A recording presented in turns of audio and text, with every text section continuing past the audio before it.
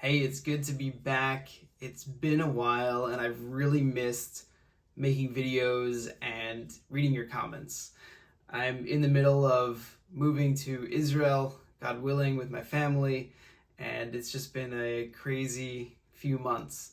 But glad to be back, and I'm definitely not gone. So, one of the things that I was speaking about with my friend yesterday, Yitzhak, was all about eating and the avoda of eating and how to get better at it. We know how important eating is in a holy way. Let me read you a quote from Rabbeinu, Rav Nachman of Breslov, from Likutei Moharan, Siman Mem Zayin. I wrote it here before. He writes, Vida, no, Mi shehu mishaber ta'avas achila hakadosh baruch hu oseh al yado moftim. No, the person who can overcome their desire for eating, Hashem carries out miracles through them. That is a pretty big statement, right? So, how do we get better at eating? I'm going to share a few things that I've learned over the last few months in trying to build my awareness of eating, and it has not been easy. I can tell you that the minute I tried to start working on it, it became so much harder for me. I ended up gaining a little bit of weight, right? Maybe some of that was from all the preparation for Israel and all the stuff that it took. But here's one thing that I noticed. I noticed that it's really easy to understand what the big feelings are. Meaning, I know if I overate a lot and I feel bad. I also know if I'm starving. But what I found was that it's very hard without practice to understand, at least for me, to understand the feelings in between those two extremes. So one thing that I've been playing around with is the hunger scale. And the idea here is that it's really easy to understand extreme hunger and being extremely full, but it's hard to understand where I am in between it. And so one of the things that I've been doing is, as I'm eating, I'm trying to slow it down, but ask myself, hey, how full are you? Do you still feel like you need to eat that bite? And similar to that scale, I also found that there's a difference. This is a really bad drawing, but there's a different feeling that I get when I'm eating out of desire, and it's more of like a salivation or like a feeling in the head area versus a feeling in the stomach area where my stomach actually is like, you're a little hungry, you should eat to keep going and keep your energy out.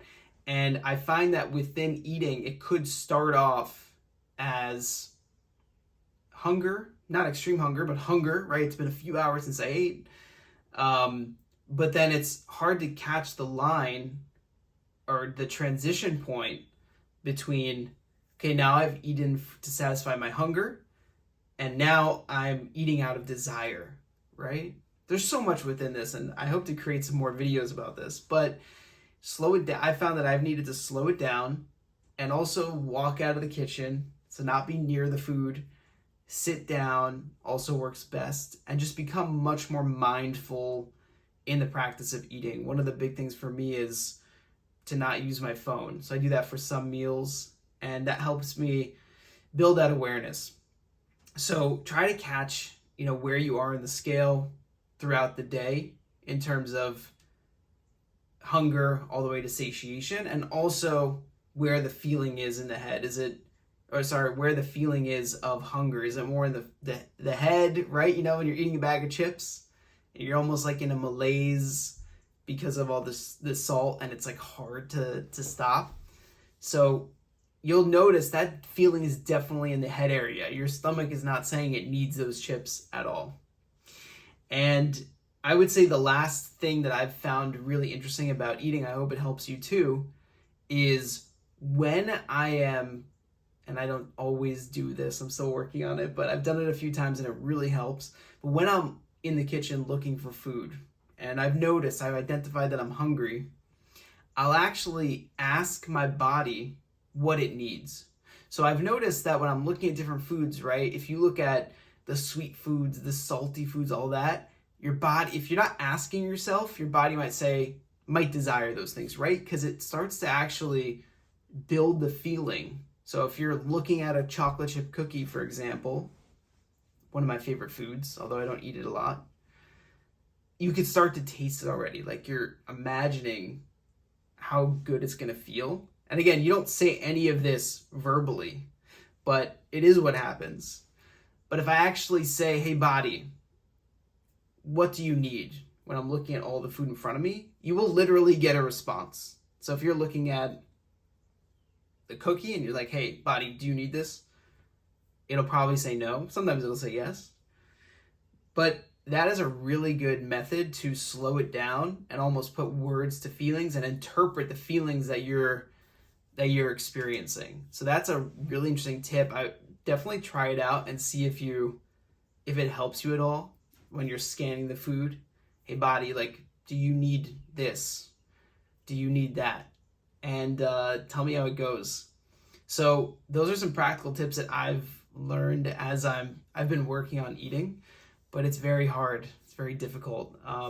My friend Yitzhak that I was speaking with last night is actually starting a consulting business to help men eat in a healthy way, but also bring in the Torah and spiritual aspect. So if you are interested in speaking with him about that, I believe he could really help you. He's helped me. I was talking with him last night about this. I'd be happy to put you in touch. So just leave a comment below and I will connect you. Really good to be back. I hope to make more videos, but again, it's still a crazy time. But definitely all of your comments and shares, that sort of thing, lets me know that it's actually helpful for you and kind of gives me that boost to keep making videos. All right, have a wonderful rest of your day. Thanks for watching.